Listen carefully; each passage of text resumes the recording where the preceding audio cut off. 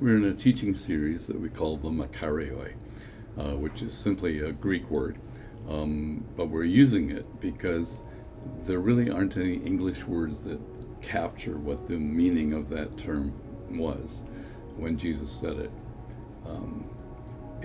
It's the word blessed, and it comes from the beatitude.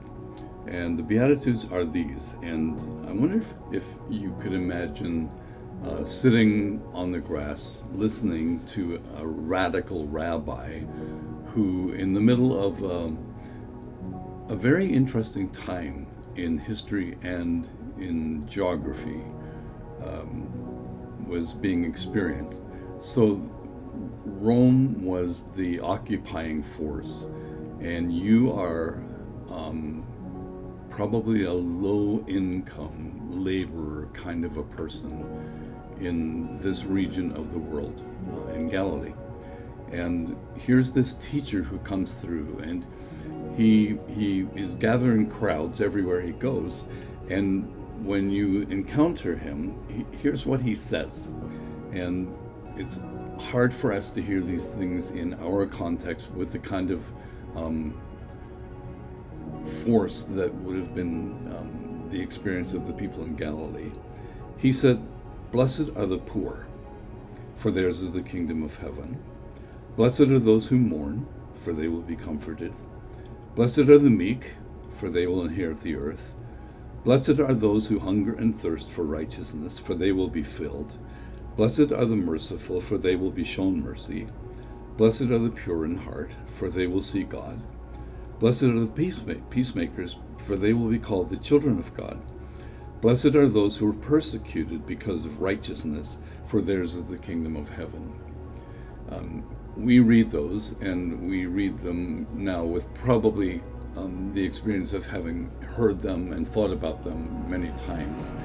But for that first century group of thousands of people gathered around, I wonder what it was like to hear him say those things.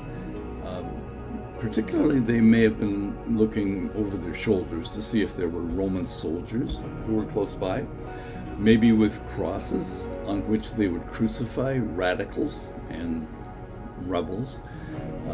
And what Jesus said was starkly in contrast with the power of Rome oppressing these Galilean people.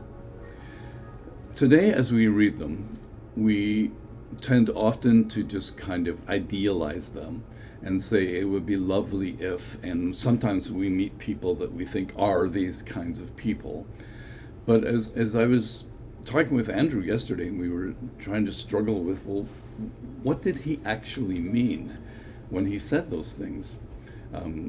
I said last time that for me, it used to be a future thing where we believed that it was about the 1,000-year millennial reign of Jesus.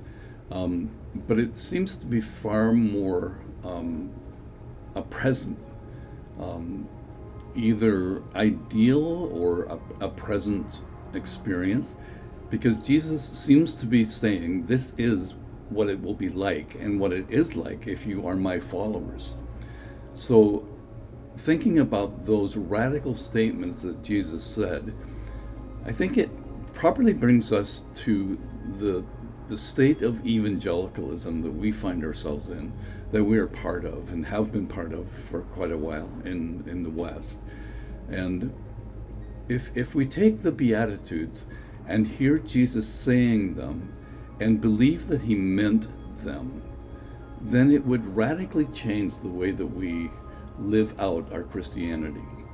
Let me tell you about two things that I've come across in the last few weeks that have made me think and have made these statements of Jesus, I think, more pertinent.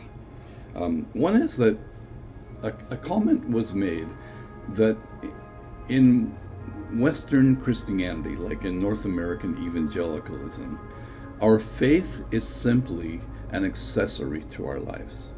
Our faith accessorizes our lives. So the indictment is that our faith is not really the core of our lives. Our faith is something that we add on to all the rest of the good things in our lives.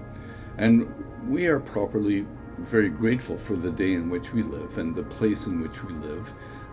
We're grateful to have been born in North America, perhaps, or in the West. And we're grateful for all the good things that our society provides for us. But it's possible that our faith is something that we view more as a commodity, and perhaps, as has been said, that it simply accessorizes our lives. It doesn't change a lot of things. It just makes life better.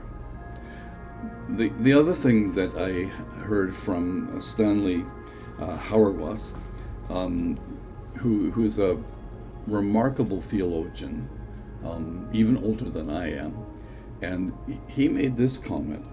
He said that he thinks we miss the radicality of the church, being a people called from the world for the world.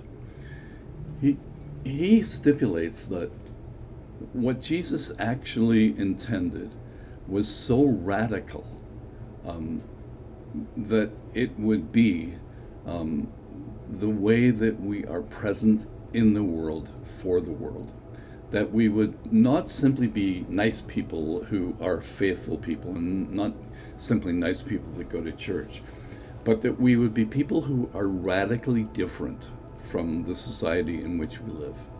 And then when we read the Beatitudes and we say, well, these are all nice ideas, Hauerwas would say, well, they're actually incumbent upon followers of Jesus. That if we want to be known as followers of Jesus, we will be as radical as he suggests we ought to be in the Sermon on the Mount. And the Beatitudes are not the sum total of the Sermon on the Mount, of course. And as we read the rest of the way through that, we get more and more of a sense that if we were a people like he describes, if we behaved the way he says his followers will behave, we would be radical in our world. And I think, sad to say, the evangelical movement is not a radical movement for Christ. It has become something more of a political movement in some cases. It has become more of a lifestyle kind of a movement, but perhaps we're not noticed as people who are radically different. So Hauerwas's contention that the radicality, as he puts it, of the church is missing. And that perhaps brings us back to the Beatitudes. And as we said last time, these are actually built into people that are genuine followers of Jesus. That it's not a set of things that we should aspire to, but it is actually a set of behaviors and attitudes that will be exposed as we live the radical lives that we're called to live as followers of Jesus.